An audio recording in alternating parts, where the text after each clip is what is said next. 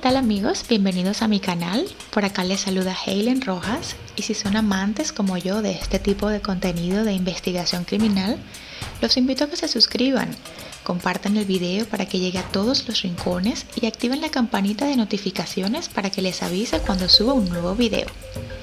Ahora sí, sin más, acompáñenme a conocer la historia de un crimen de El monstruo de los manglares. La isla de Gorgona es una isla volcánica de 28 kilómetros cuadrados situada en el Pacífico colombiano. Esta isla una vez sirvió como prisión de máxima seguridad que alojaba a los más peligrosos y abominables criminales del país. Conocida también como el Alcatraz de Colombia, esta prisión era la más temida de toda la nación, puesto que no solo las condiciones de los presos eran denigrantes y paupérrimas, sino que todo el territorio estaba infestado de animales altamente venenosos y peligrosos, como serpientes y tarántulas. En sus 24 años de funcionamiento, en esta cárcel se contabilizaron solo 25 intentos de fuga, de los cuales únicamente 3 fueron los reos exitosos que lograron llegar al continente. Uno de ellos fue Daniel Camargo Barbosa, un perpetrador sexual con coeficiente intelectual de 116, al cual se le atribuyeron más de 150 muertes y violaciones. Y esta es su historia. Daniel Camargo Barbosa nació en el departamento de Cundinamarca, Colombia, el 22 de enero de 1930. Su madre, Teresa Barbosa Salazar, murió cuando él apenas era un niño, quedándose al cuidado de su padre, un hombre alcohólico y violento llamado Daniel Camargo Briceño. Daniel y su padre nunca tuvieron una buena relación. De hecho, el único acercamiento que el hombre tenía con su hijo era para insultarle y propinarle palizas, que según contaría Camargo años más tarde, nunca logró olvidar ni superar.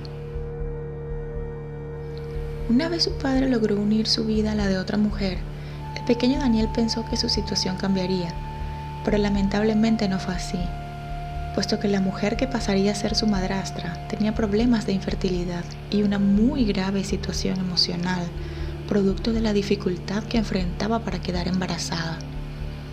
La madrastra de Daniel estaba tan obsesionada con tener una hija que durante gran parte de la infancia del pequeño, esta mujer lo vistió como una niña, obligándolo a ir al colegio usando vestidos y lazos, humillándolo así frente a sus compañeros de clase.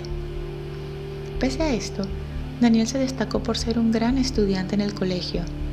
Siempre obtuvo las mejores notas y gracias a eso consiguió que su padre lo trasladara a uno de los mejores colegios en Bogotá.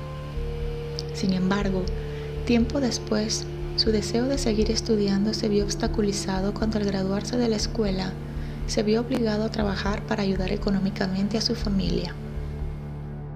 Su vida continuó con relativa normalidad. Y para el año 1960, Daniel se casó con su novia Alcira Castillo, a quien 3 años más tarde encontró siéndole infiel con otro hombre. Este hecho hizo que se reavivasen sus problemas de la infancia. Según el mismo Daniel, fue como el despertar de un trauma y el de un profundo odio que traía guardado hacia las mujeres. En 1963, tiempo después de la separación con su esposa, Daniel conoció a una joven de 28 años llamada Esperanza, quien trabajaba en una farmacia y posteriormente se convertiría en su compañera del crimen. El problema de Daniel con Esperanza surgió cuando éste descubrió que la chica no era virgen. Para este punto, él tenía mucho tiempo cultivando la idea de poseer una mujer que no hubiera perdido la virginidad. Esto se habría convertido en un pensamiento tan recurrente que era ya obsesivo. Tal fue su decepción con Esperanza que intentó dejarla, pero estaba muy enamorado, y en cambio, como forma de resarcir el hecho de que su mujer no fuera inmaculada, le propuso entonces conseguir para él mujeres que sí lo fueran. El plan de Camargo era sencillo. Él se haría pasar por el vigilante de algún establecimiento comercial donde veía entrar a alguna niña. Una vez seleccionada, la abordaba con la excusa de que la había visto robarse algo de la tienda y debía interrogarla. De esta manera lograba que las jovencitas lo acompañaran sin oposición. En el supuesto interrogatorio aparecía su mujer y las drogaba con fármacos que obtenía con facilidad de la farmacia donde trabajaba. Ambos llevaban a la niña a la vivienda que compartían como pareja y una vez allí, Daniel se encargaba de abusar de ellas. Cabe destacar que para este entonces Camargo no era un asesino.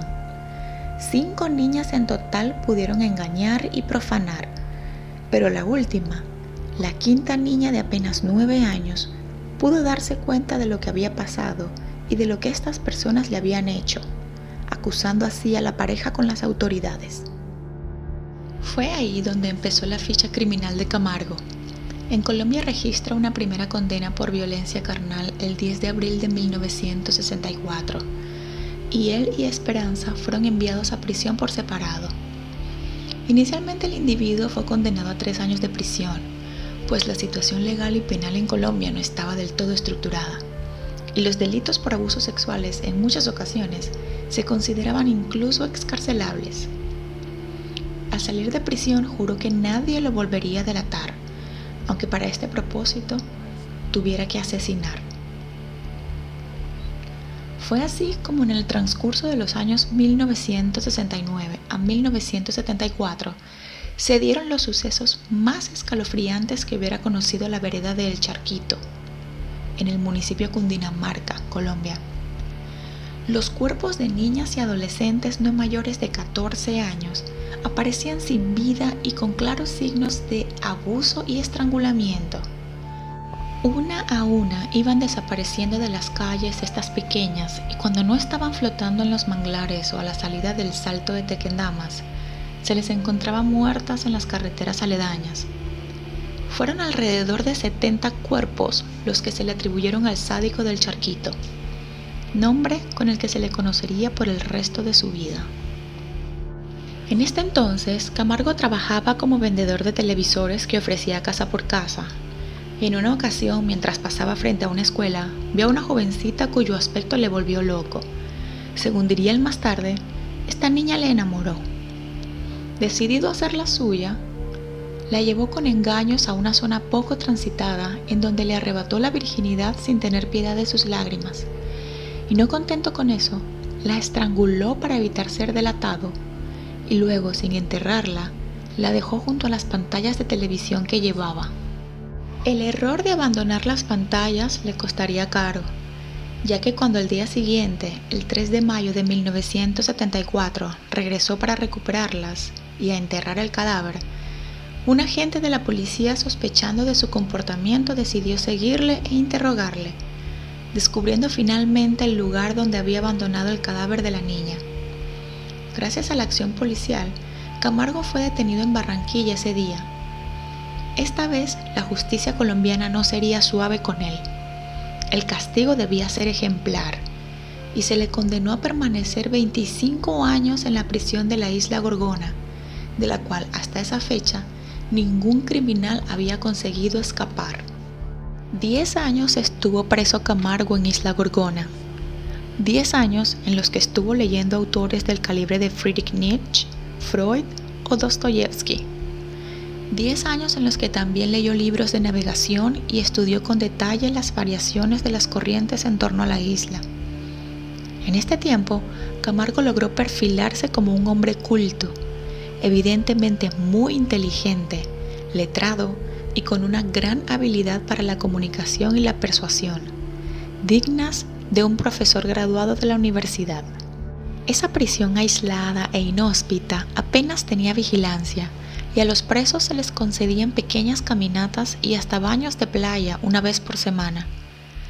La tarde del 23 de noviembre de 1984, Camargo, en uno de sus designados permisos para nadar, aprovechó una pequeña barca que se utilizaba para trasladar las provisiones desde un buque al que logró llegar para escapar como polizón. Al famoso monstruo de los manglares se le dio por muerto ese día, pues nadie habría sido capaz de sobrevivir a las aguas infestadas de tiburones que rodeaban la isla. Recorriendo el continente, llegó a Quito, Ecuador, pero el frío del lugar le resultó insoportable y así llegó en bus a Guayaquil los primeros días de diciembre de 1984. Allí comenzó su dantesca y horripilante historia en este país. La ola de terror que sacudió Ecuador inició un 18 de diciembre de 1984 con la desaparición de una niña de 9 años en la ciudad de Quevedo. Al día siguiente continuó con la desaparición de otra niña, una de 10 años, y luego vino desaparición tras desaparición. Poco a poco los cadáveres de las jóvenes vírgenes fueron apareciendo con huellas de machetazos, cuchilladas, estrangulaciones y signos de abuso.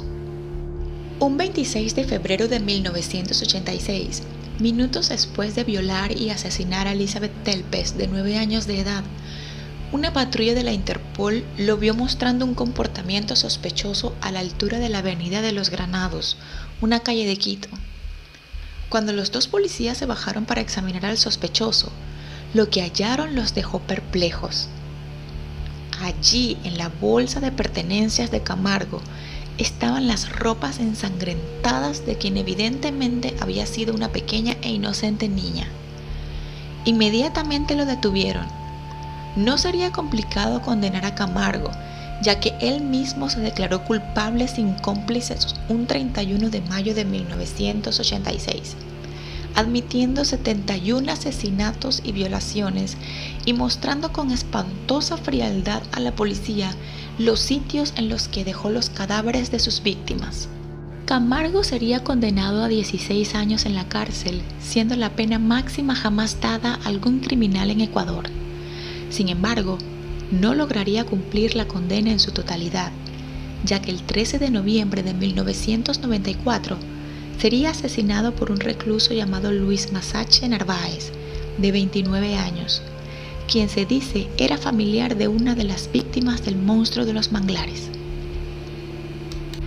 Desde el principio de su encarcelamiento en Guayaquil, Camargo tuvo que ser especialmente vigilado para evitar que los otros presos le asesinaran. Cuentan que era un tranquilo domingo de visita, cuando estando Camargo sentado en su celda, Luis Masache entró súbita e inesperadamente, lo agarró con violencia del pelo, haciéndolo arrodillarse, lo miró y le dijo: «Llegó la hora de la venganza». Acto seguido, le dio 8 puñaladas. Ya muerto el violador de vírgenes, Masache bebió cuanto pudo de su sangre, inspirado en la creencia de que así el espíritu maldito de su víctima no lo seguiría.